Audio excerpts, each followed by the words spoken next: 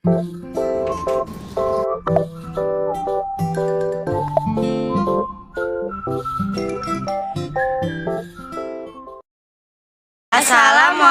warahmatullahi wabarakatuh. Halo guys, perkenalkan nama saya Nabila Pratiwi Rahmani, nomor absen 22. Perkenalkan, nama saya Kaisa Angelika Rani Marcella, nomor absen 17.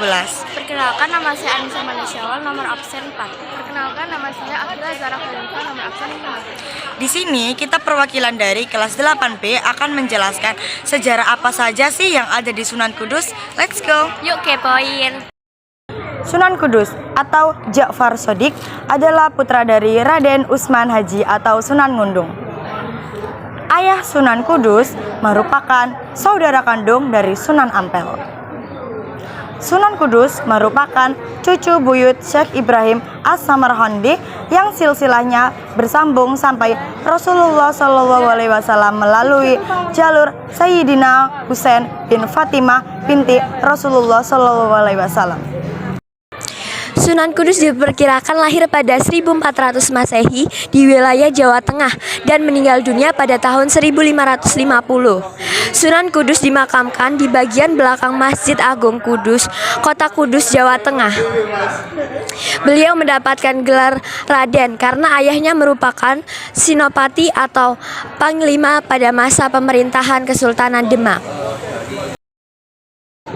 Beliau juga mendapat julukan sebagai Raden Amir Haji.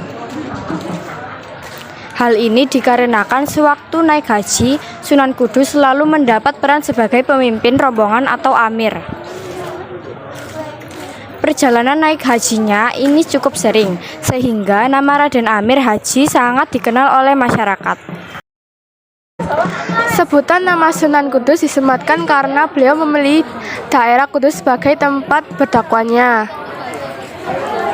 Sunan Kudus menetap dan berdakwah di daerah ini selama bertahun-tahun lamanya, sehingga masyarakat setempat kemudian memanggilnya dengan sebutan Sunan Kudus. Halo semuanya, Assalamualaikum. Kalian tahu nggak sih kita lagi berada di mana? Ya benar sekali, kita lagi berada di makam Sunan Kudus yang berada di Jawa Tengah. Kalian tahu nggak sih sejarah-sejarahnya? Yuk kepoin bareng kita yuk, masuk ke dalam.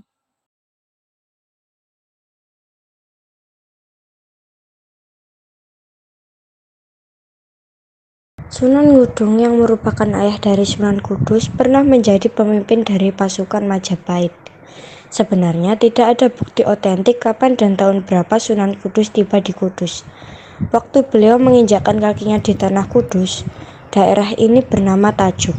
Kiai Telingsing adalah orang yang pertama kali mengembangkan kota Tajuk. Nama Kiai Telingsing sendiri adalah Lingsing, yang merupakan salah satu ulama dari negeri Cina yang datang ke Jawa bersama dengan Laksamana Cheng Ho. Banyak yang berguru dengan Kiai Telingsing termasuk Sunan Kudus.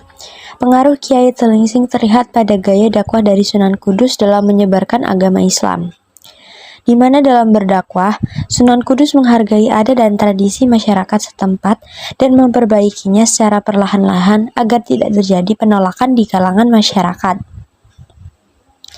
Salah satu yang terlihat jelas dan masih ada sampai sekarang adalah bentuk masjid yang dibuat oleh Sunan Kudus, biasanya tidak jauh berbeda dengan candi-candi milik orang Hindu.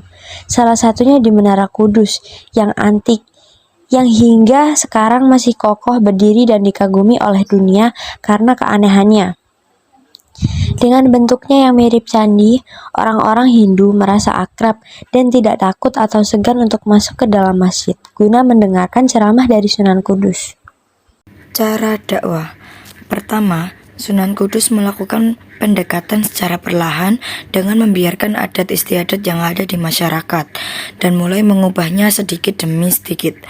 Ia juga mengedepankan jalan damai dan menghindari perpecahan selama berdakwah. Selanjutnya, Sunan Kudus juga menghormati masyarakat Hindu untuk menarik perhatian mereka. Salah satunya dengan memberikan perintah agar tidak menyembelih sapi, karena pada saat itu sapi adalah hewan yang disucikan oleh masyarakat setempat. Larangan ini berawal dari kisah saat Sunan Kudus mendatangkan sapi dari warga India. Datangnya sapi itu membuat warga penasaran dan mendatangi Sunan Kudus karena dikira sapi itu akan disembelih. Namun ternyata ini adalah salah satu cara untuk menarik masyarakat agar memeluk Islam. Saat masyarakat sudah berkumpul, Sunan Kudus menceritakan bahwa dulu ia hampir mati karena kehausan. Lalu datanglah sapi menyusuinya. Setelah itu, ia mengatakan kepada masyarakat supaya tidak menyakiti sapi apalagi sampai menyembelihnya. Hal itu membuat masyarakat semakin tertarik padanya. Kemudian, Sunan Kudus menarik perhatian pemeluk agama Buddha, yaitu dengan memberikan nuansa Buddha pada setiap arsitektur bangunan. Misalnya, seperti bangunan Menara Kudus, yaitu memiliki corak bangunan Hindu, Buddha, Islam, sampai saat ini. Pendekatan terakhir adalah memasukkan unsur-unsur Islami seperti Maulidan pada setiap ritual masyarakat Jawa. Pada zaman dulu, masyarakat kental dengan tradisi selamatan seperti mitoni hingga selamatan kematian. Teman-teman, apakah kalian sudah paham tentang sejarah yang ada di Sunan Kudus?